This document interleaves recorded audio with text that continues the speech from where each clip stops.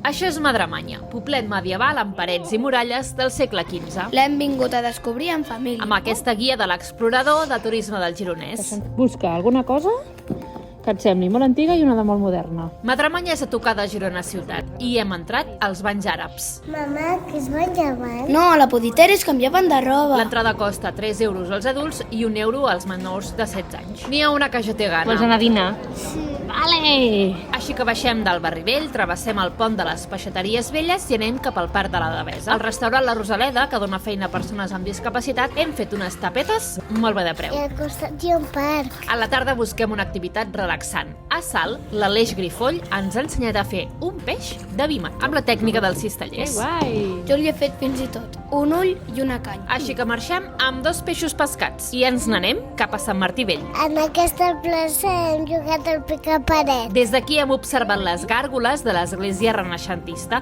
Són tot bèsties fantàstiques. L'església habitualment està tancada, però podeu escanejar el QR del panell informatiu i veure-la per dins. Fixeu-vos en els dracs que hi ha a l'encreuament del sostre. Hem pogut pujar al campanar i veure aquest petit llogarret i la posta de sol. Això sí que no ens ho esperàvem.